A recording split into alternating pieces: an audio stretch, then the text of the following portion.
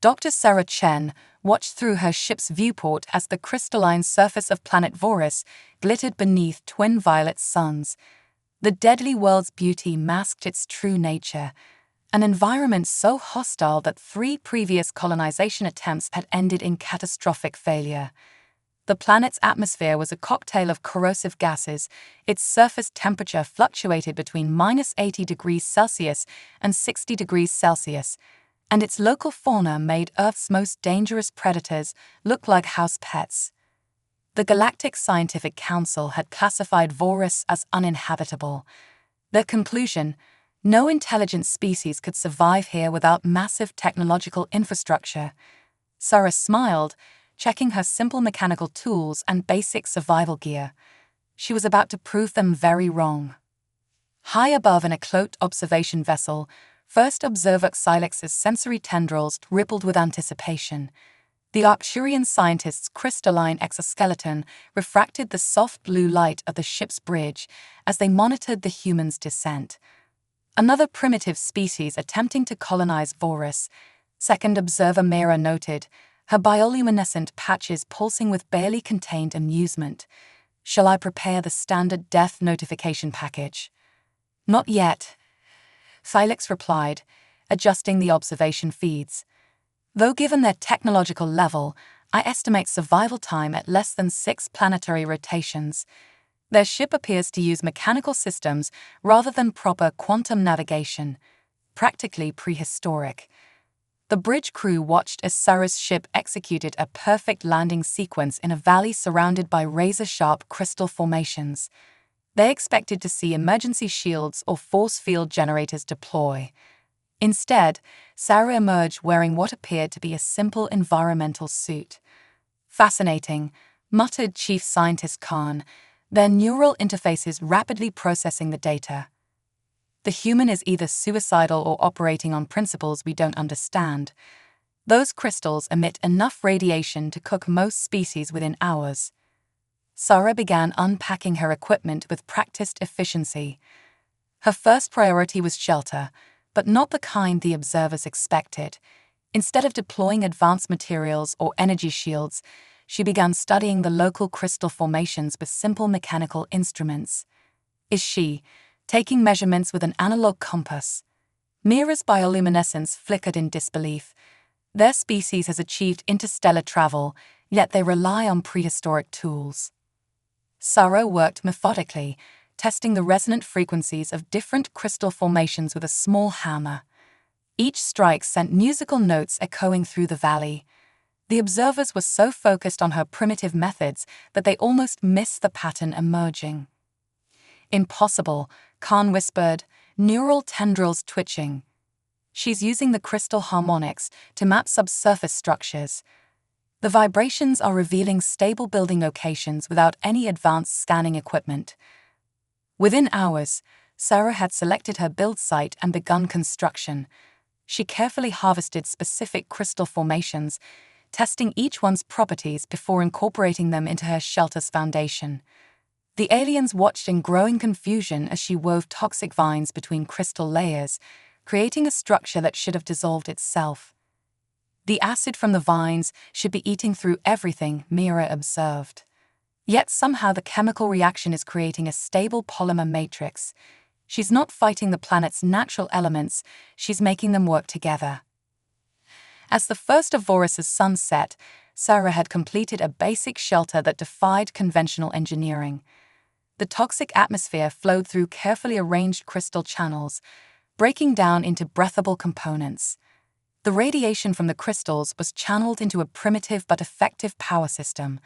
Even the deadly local wildlife seemed to avoid the structure, repelled by the harmonic frequencies of wind chimes she crafted from crystal shards. Remarkable, Silex admitted, their crystalline, form-shifting colors with emotion. The human isn't attempting to impose order on Voris. She's allowing the planet's chaos to find its own equilibrium. Should we continue observation? Mira asked, her previous amusement replaced by genuine curiosity. Oh yes, Silex replied, watching as Sarah began expanding her shelter's capabilities. I believe we're about to learn some very interesting lessons about the nature of technological advancement. and perhaps about our own assumptions as well. As night fell and Vorus's predators began their hunting cycles, Sarah's shelter stood as a testament to human ingenuity. The observers expected to watch a tragedy. Instead, they were witnessing the birth of something unprecedented, a true symbiosis between human determination and one of the deadliest environments in known space. Little did they know, this was only the beginning of their education in human resourcefulness. Sarah woke to the sound of crystal stalkers prowling outside her shelter.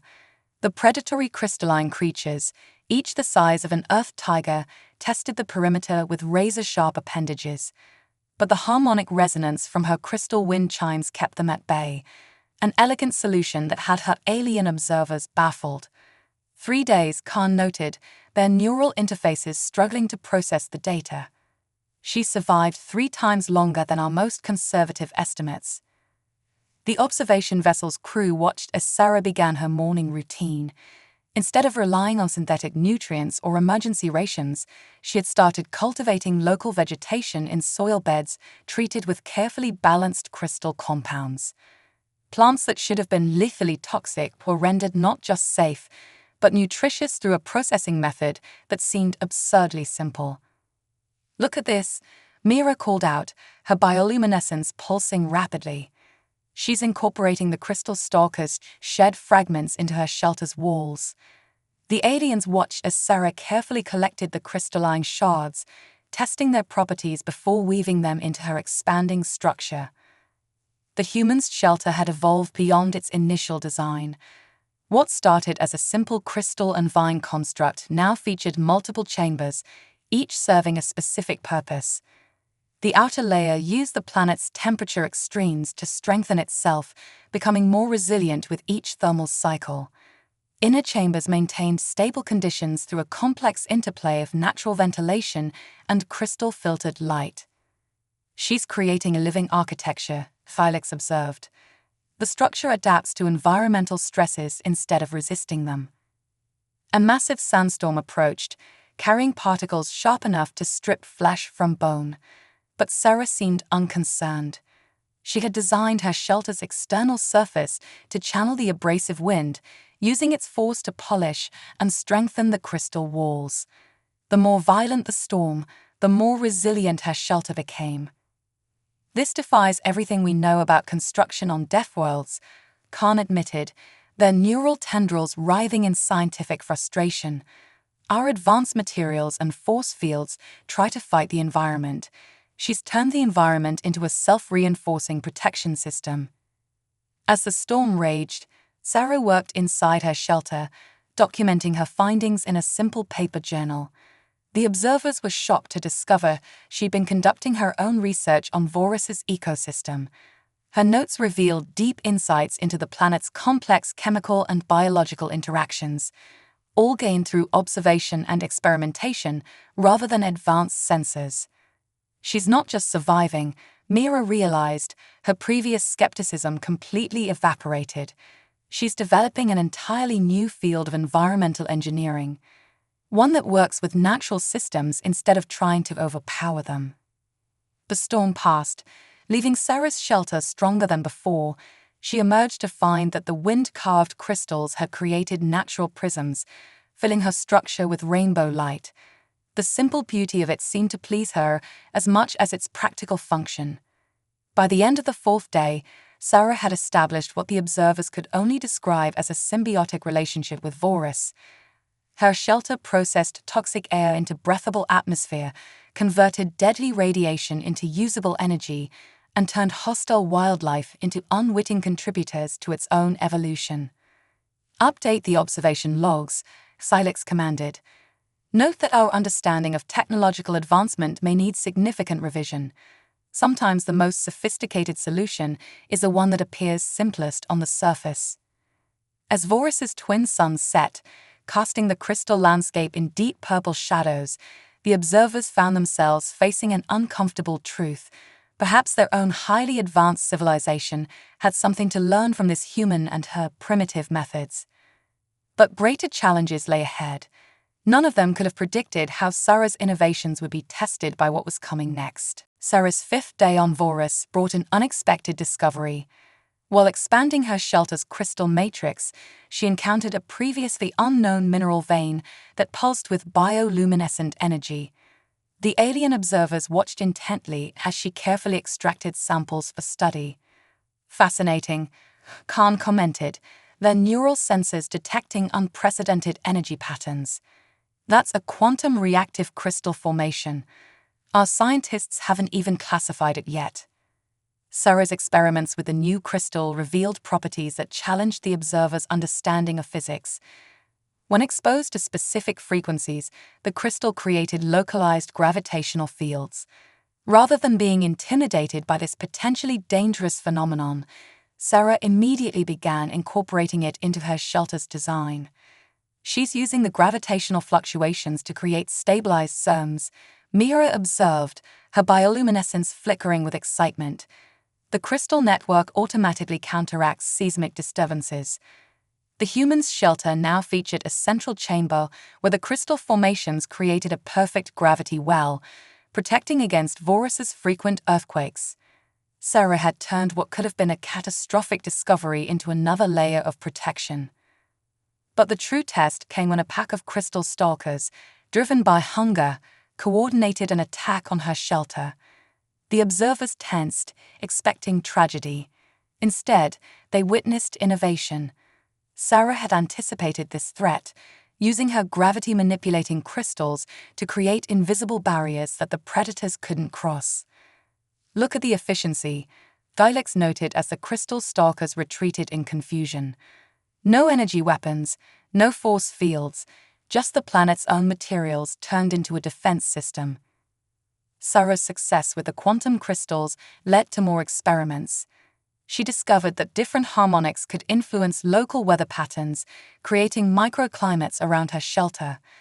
Toxic rain was transformed into fresh water, and harmful radiation was converted into beneficial energy wavelengths. "She's not just adapting to the environment anymore," Khan realized, their neural interfaces processing the implications. "She's reshaping it at a fundamental level." Our most advanced terraforming projects take decades to achieve what she's doing with basic tools and observation. As the day progressed, Sarah's innovations grew more sophisticated. She created a network of crystal resonators that could communicate with each other across vast distances, establishing an early warning system for environmental threats. The observers were stunned to realize she had essentially built a planetary nervous system using materials they had dismissed as too unstable to utilize. "Update the records," Silex commanded. "We need to completely revise our understanding of what constitutes advanced technology. This human has demonstrated that true innovation isn't about the complexity of your tools, it's about how deeply you understand the systems you're working with." But even as they marveled at Sarah's achievements, the observers' instruments detected a massive disturbance building deep within Vorus's crust. Something unprecedented was coming, a convergence of forces that would put all of Sarah's innovations to the ultimate test. The humans seemed to sense it too. She worked with increased urgency, reinforcing her shelter systems and establishing backup measures. The observers could only watch and wait, knowing that the true measure of Sarah's methods would soon be revealed. None of them could have predicted how their understanding of both human ingenuity and planetary dynamics was about to be revolutionized. The planet-wide storm hit with apocalyptic force. Sarah watched from her shelter as the sky turned an impossible shade of crimson, streaked with quantum lightning that could shred matter at the molecular level. The alien observers held their breath, certain they were about to witness the limits of human ingenuity. But Sarah had prepared. Her shelter's crystal matrix began to sing, a deep, resonant harmony that matched the storm's frequency. Instead of fighting the massive energy discharges, her structure absorbed them, channeling the power through its quantum crystal network. "Impossible," Khan whispered, neural interfaces overwhelmed by the data.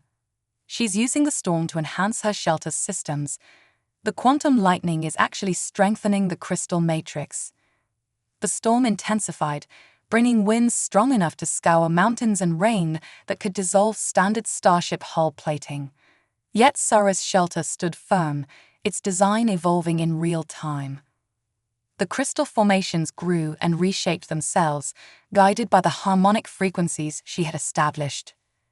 "Look at these readings," Mira called out, her bioluminescence pulsing frantically. "The shelter isn't just surviving, it's learning. Each blast of energy causes the crystal matrix to reconfigure into more efficient patterns." Inside her shelter, Sarah worked calmly, adjusting crystal resonators and fine-tuning the harmonic network. She had transformed what should have been certain death into a power source that could sustain her indefinitely on this deadly world. "She's created a perpetual energy system," Kylix observed, their crystalline form vibrating with excitement. "The more the planet tries to destroy her shelter, the stronger it becomes. This goes beyond mere survival. It's true symbiosis with a death world." The storm reached its peak, unleashing forces that the observer's instruments could barely measure. Sarah's shelter glowed with accumulated energy, its crystal matrix now extending tendrils deep into Vorus's crust. She had anchored her structure not just to the planet's surface, but to its very essence.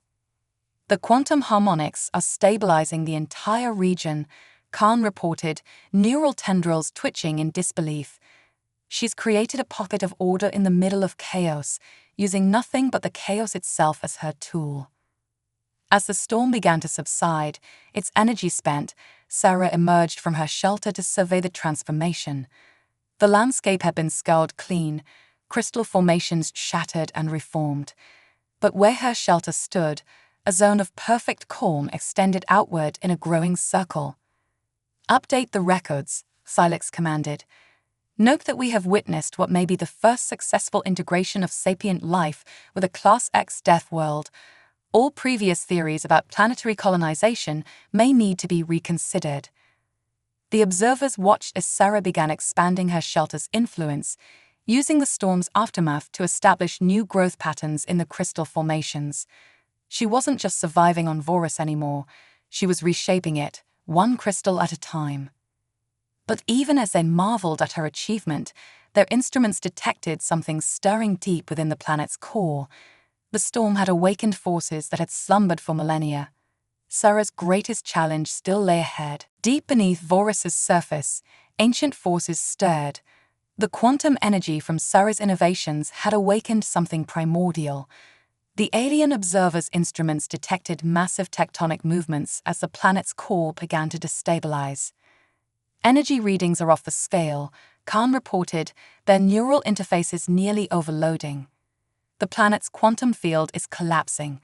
By all calculations, we have hours before total planetary destruction." They watched as massive crystal spires erupted from the ground, tearing through the landscape like glass daggers.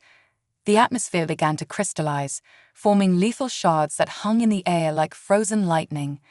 Any normal shelter would have been shredded instantly. Sarah assessed the situation with remarkable calm. Instead of retreating to her ship, she began adjusting her shelter's crystal matrix, extending its quantum harmonics to interact with the new formations. The observers were stunned to realize she was attempting to stabilize an entire planet. "She's using the crystal spires as conductors," Mira observed, her bioluminescence pulsing rapidly, creating a planetary-scale resonance network. But the energy requirements would be... "Look," Kylix interrupted. Sarah had connected her shelter's quantum crystal core to the newly emerged spires, creating a web of energy that spread across the surface. Each new crystal formation that burst from the ground was immediately incorporated into her stabilization grid. The planet convulsed, gravity waves rippling across its surface. Sarah's shelter became the eye of the storm, channeling and redirecting the chaotic energies. Her crystal network began to pulse with a deep planetary heartbeat. "She's not just stopping the destruction," Khan realized, neural tendrils writhing in excitement. "She's guiding the planet through a metamorphosis. All our advanced science, and we never imagined this was possible." The transformation reached its peak. For one terrifying moment, it seemed the planet would tear itself apart. Then Sarah's quantum harmonics found the perfect resonance. The crystal spires stopped their violent emergence, instead growing in controlled geometric patterns. The atmospheric crystallization reversed, forming a protective layer that filtered the deadly radiation. "This defies everything we know about planetary physics," Silex whispered. "She's turned a Deathworld's self-destruction into a controlled evolution." When the chaos finally subsided, Voris had been transformed. Sarah's shelter stood at the center of a crystalline network that spanned the horizon, each spire humming in perfect harmony with her original design. She had done more than survive. She had helped a Deathworld find a new equilibrium. The observers knew they were witnessing something unprecedented in galactic history. The question now was, what would they do with this knowledge? The transformation of Voris forced the alien observers to make a decision.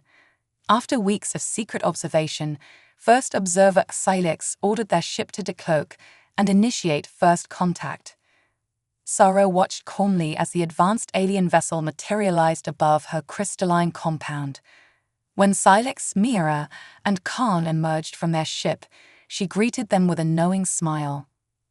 "I was wondering when you'd finally introduce yourselves," she said, surprising the observers. "Your cloaking technology is impressive, but it creates subtle distortions in the crystal harmonics. I've been tracking you since day one." The aliens' respect for human capabilities deepened further. Silex stepped forward, their crystalline, form-shifting colors in a gesture of formal greeting.